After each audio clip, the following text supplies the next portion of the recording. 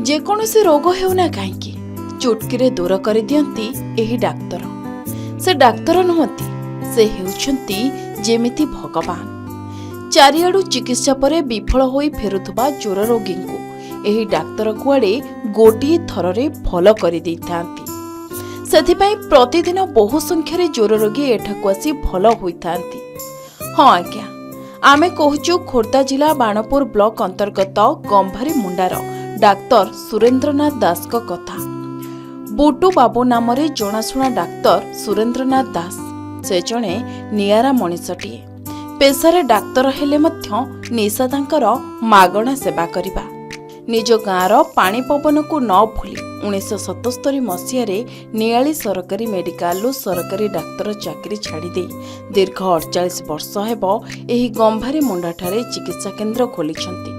सही दिन ठारू कम पैसा रे चिकित्सा करि आसुछंती। सार हमर ज्वर में बहुत फेमस। सार सब प्रकार ज्वर देखंती। सार नाम होला सुरेंद्रनाथ दास। आमे एठी बुटू बोली डाकू। से टाइफर मलेरिया डेंगू सब ज्वर देखंती। बात मुंडरे पानी जमीमा सब प्रकार डिजीज से देखंती। आउ एमिदरे भी गोटे विश्वास अछि सार हाथ बाजी गले भी जते भी प्रकार ज्वर होई थाए भल हो जाय थाए। तणु करी बहुत दूर दूरांतर भी रोगी आसंती। 5टा डिस्ट्रिक्ट रो लोक भी आम सारंग ऊपर भी निर्भरशील। सारे जो आम गमारुंडा परिचित। सारे सारे गरीब गुरुबा लोक फीस नियंतिनी, हैंडिकैप लोक भी फीस नियंतिनी। बहुत भल से देखंती, भल से डिटेल्स रे रोगी मानक पचारि बुझंती। सारंगर फीस टा बहुत कम थाए। 4 दिन हैला देह व्यस्त थिला बोली गाँरु मेडिसिन खाउथिली, भल न होबारु एठिक आसिली। एठा डॉक्टर मु आगुरु भी ज्वर होइतला, मु आसी एठी भल होइकी जाइथिली। एथिबे एठी मो परिवार को धरके आसी ज्वर होउची समस्तकर। मो स्वामी कर देह भी भल नथिला, 4 दिन हैला देह कहउथिला, तांकु भी आस्थिले जे भल होई जाइतला मेडिसिन खाइके। एठी भल डॉक्टर ये ज्वर पई पूरा स्पेशल। गंभारी मुंडा कहिले लोकमाने साधारणतः ज्वर रोगर चिकित्सा कथा जानती। विभिन्न प्रकार ज्वर चिकित्सा सहित मलेरिया ज्वर भल करिबारे मध्य बुटू बाबू बेस धुरंधर। अनेक ज्वर रोगी विभिन्न स्थानरू चिकित्सा होई निराश हेबा परे एठाकु दौड़ी आसी थांती चिकित्सा पाई, आ भल होई जाई थांती मध्य। जेमिति कि डाक्तर बुटू बाबू भगवान रूपरे जन्म नैछंती एही अंचल रे। गोटिए थर चिकित्सा रे दूर होइथाए ज्वर। सेतिपई डाक्तर बुटू बाबूंको पाखरे रोगींको भिड़ लागि थाए। मो स्त्री की ज्वर हला 2-3 दिन हैला। ज्वर हवा पड़े बाहर मेडिसिन खाइली। मेडिसिन खाया पड़े भल हलानी। जो माने बुटू सार पाखु आसिली। आउ मु आगुरु खाइଥିଲି एठी ना भल हो जाइतला।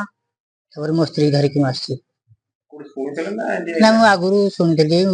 मु भी निजे एठी ना खाइছি मेडिसिन ट्रीटमेंट हेकी मते भल लागी जाइଥିଲି। ज्वर आसले ठीक हां ठीक है।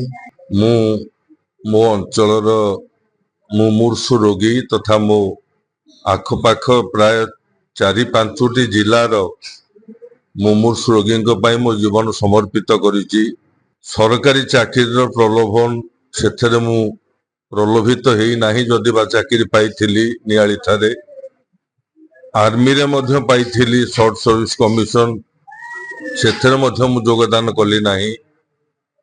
मोर एकमात्र अभिलाष थिला पिला बेले मु जहा देखे मो अंचलवासी दुर्दशा, कारण एठी रास्ता घाट नथिला, रोगी उचित सेवार कौनसी प्रावधान मध्य नथिला। सेटा मते पिला बेलु गोटे आंदोलित करिथिला। मो अंचलवासी मो गाँ भाई एमानकु मु सेवा जोगैबी। तेणु सबु प्रकार मोहरु दूरे रही मु दीर्घ 48 वर्ष 49 वर्ष चलिबो एई जगार ही मोर सेवा जोगे आसुच मो रोगी जोटा मो पई गोटे बड़ उपलब्धि बोली कहले अत्युक्त हब नाही। ना मु तो जने साधारण अधिवासी बोली निजुक मन करे, मु गर्व करे नाही। किंतु मु जो सेवा जोगे आसुच दीर्घ 48-49 वर्ष बा अर्ध शताब्दी धरी सेटा लोकंकु प्रभावित करिछि। बुटू बाबू बोली ना कही लोक एठिक आसंती। हुए तो अनेक लोक जानते नहीं मो ना सुरेंद्रनाथ दास बोली। ଅନେକ ଲୋକ ଜାଣନ୍ତି ବୁଟୁ ବାବୁ ଗମ୍ଭାରୀ ମୁଣ୍ଡାର, ଆମେ ସେଇଠିକି ଯିବୁ, ଆମର ରୋଗ ଭଲ ହବ। ଏବଂ ଏକଦା ମୋ ଅଞ୍ଚଳ ତଥା ଆଖପାଖ 4-5ଟି ଜିଲ୍ଲାରେ ମ୍ୟାଲେରିଆର ପ୍ରାଦୁର୍ଭାବ ଯେତେବେଳେ ଅତ୍ୟଧିକ ମାତ୍ରାରେ ଥିଲା, ଦ୍ୱାର ଦ୍ୱାର ବୁଲି ଗାଁ ଗଣ୍ଡା ବୁଲି ମୁଁ ସେବା କରି ଆସିଛି। ହଜାର ତ ନୁହଁ, କହିବି ଲକ୍ଷାଧିକ ଲୋକଙ୍କୁ ମୁଁ ସେତେବେଳେ ମ୍ୟାଲେରିଆରୁ ଜୀବନ୍ୟାସ ଦେଇଛି। ବାହାଦୁରୀ ମାରି କହୁନାହିଁ, ଗର୍ବ କରି କହୁନାହିଁ, ସେଇଟା ମଧ୍ୟ ମୋ ଜୀବନର ଗୋଟେ ଚରମ ଉପଲବ୍ଧି। ତେବେ ପ୍ରତିଦିନ ଆଖପାଖ ଅଞ୍ଚଳ ସହିତ ଗଞ୍ଜାମ, ନୟାଗଡ଼, ପୁରୀ, ଖୋର୍ଦ୍ଧା ଆଦି ଜିଲ୍ଲାର ବିଭିନ୍ନ ସ୍ଥାନରୁ ଶହ ଶହ ଜ୍ୱର ରୋଗୀମାନେ ଏଠାକୁ ଆସୁଥିବା ଦେଖିବାକୁ ମିଳିଥାଏ। ଏପରିକି ଗରିବ ଓ ବିକଳାଙ୍ଗ ଲୋକଙ୍କୁ ଦେଖିଲେ ମାଗଣାରେ ଚିକିତ୍ସା କରିଥାନ୍ତି ଏହି ବୁଟୁ ବାବୁ। ସବୁଠୁ ବଡ଼ କଥା ହେଉଛି ଉତ୍ତମ ଚିକିତ୍ସା ପାଇଁ ରାଜ୍ୟ ଓ ରାଜ୍ୟ ବାହାରୁ ସମ୍ମାନିତ ହେବା ସହିତ ଅନେକ ମାନପତ୍ର ହାସଲ କରିଛନ୍ତି ବୁଟୁ ବାବୁ। ସ୍ଥାନୀୟ ଅଞ୍ଚଳରେ ବୁଟୁ ବାବୁଙ୍କ ସମସ୍ତେ ବେଶ ପ୍ରଶଂସା କରିଥାନ୍ତି। ଖୋର୍ଦ୍ଧା ଜିଲ୍ଲା ବାଲୁଗାଁରୁ କମଳ ଜାଲିଙ୍କ ରିପୋର୍ଟ, କେ ନ୍ୟୁଜ୍ ଓଡ଼ିଶା।